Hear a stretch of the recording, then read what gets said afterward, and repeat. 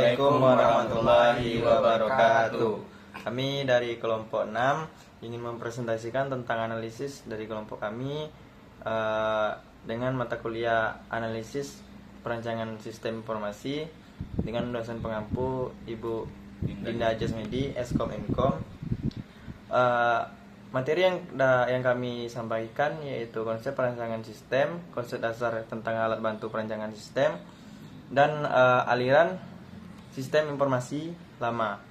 Sebelum memulai materi yang kami jelaskan, sebelumnya kami ingin memperkenalkan anggota kelompok kami. Saya sendiri Nurwahid Afizi dengan nomor BP 24101152610065 sebagai moderator. Perkenalkan, nama saya Anwar Zaki dengan nomor BP 240041 sebagai pemateri.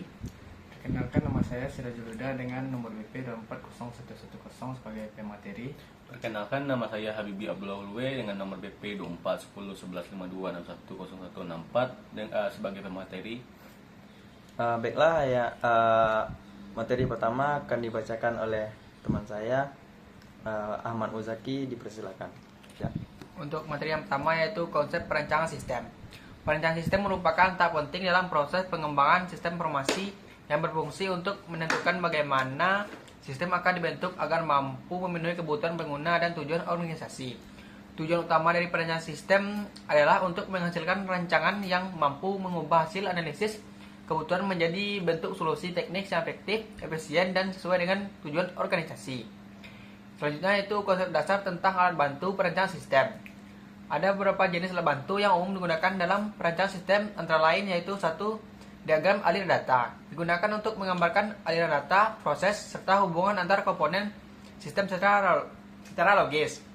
2. Yaitu kamus data berfungsi untuk mendokumentasikan definisi, atribut, dan struktur dari setiap elemen data yang digunakan dalam sistem. Yang ketiga, diagram hubungan entitas digunakan untuk memodelkan struktur logis basis data beserta hubungan antar entitas yang terlibat. Yang keempat, diagram menjelaskan urutan langkah atau logika proses dalam sistem secara visual dan rinci. Yang kelima, struktur chart menampilkan hierarki modul, program, serta hubungan fungsional antar bagian sistem secara top-down sehingga memudahkan analisis berkaitan antar modul. Selanjutnya, aliran sistem lama. Aliran sistem informasi lama merupakan suatu representasi menyeluruh mengenai bagaimana data dan informasi mengalir, diolah serta didistribusikan dalam sistem yang sedang berjalan sebelum dilakukan pengembangan atau perancangan sistem baru. Konsep ini berfungsi sebagai gambaran operasional dari sistem existing yang mencakup proses input, pengolahan data, penyimpanan, dan keluaran informasi yang dihasilkan. Contoh kasus ASI, sistem mitigasi dan adaptasi bencana dalam menghadapi potensi ancaman. Mentawai Megatrust sebagai inovasi teknologi edukasi dan kebencanaan. Latar belakang: wilayah Sumatera Barat berpotensi tinggi mengalami gempa dan tsunami akibat aktivitas lempeng bumi. Minimnya informasi jalur evakuasi menyebabkan masyarakat belum siap menghadapi bencana. Diperlukan sistem edukasi mitigasi berbasis GIS untuk membantu masyarakat mengetahui jalur dan titik aman secara cepat dan akurat.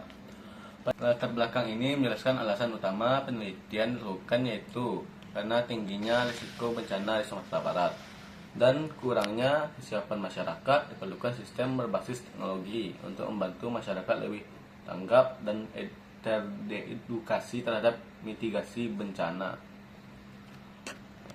Rumusan masalah. Yang pertama, bagaimana merancang sistem informasi geografis mitigasi bencana di pesisir Sumatera Barat.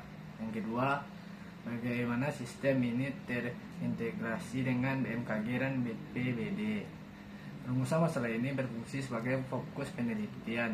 Poin pertama menekankan pada perancangan sistem GIS, dan poin kedua pada integrasi data agar informasi yang diberikan akurat dan dapat dipercaya. Batasan masalah. Penelitian difokuskan pada wilayah pesisir Sumatera Barat, Padang, dan Pasaman Barat untuk bencana gempa tsunami dengan sistem berbasis GIS yang menampilkan peta rawan bencana, jalur evakuasi, dan shelter aman.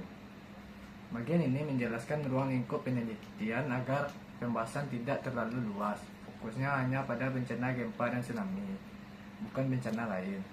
Sistem juga tidak memprediksi waktu bencana, hanya memberikan informasi lokasi dan edukasi mitigasi. Selanjutnya yaitu cara pengumpulan data dan metode pengumpulan data.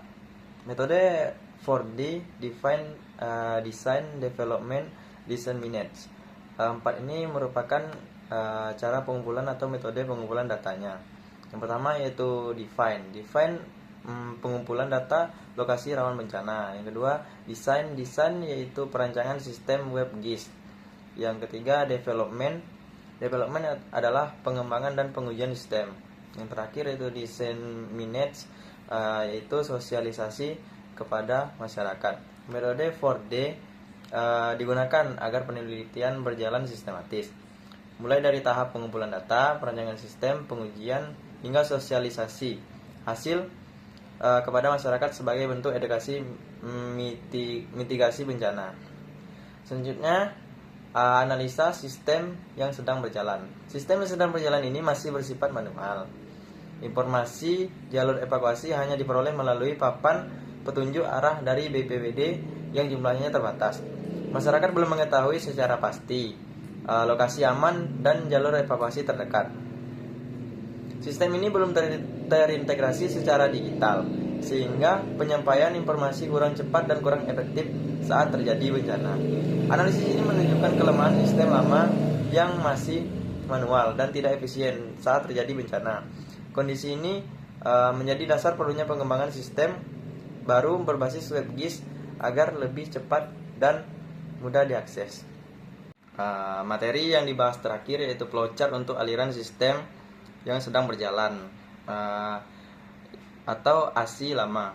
Langkah pertama yaitu BPBD Sumatera Barat menyediakan informasi jalur evakuasi dan titik aman. Langkah kedua yaitu pembuatan papan petunjuk arah jalur evakuasi oleh BPBD. Langkah ketiga yaitu papan petunjuk ditempatkan di lokasi strategis seperti jalan, pantai, dan area publik. Langkah keempat yaitu masyarakat membaca dan mengikuti petunjuk arah menuju titik evakuasi. Langkah terakhir yaitu masyarakat tiba di lokasi aman atau shelter evakuasi.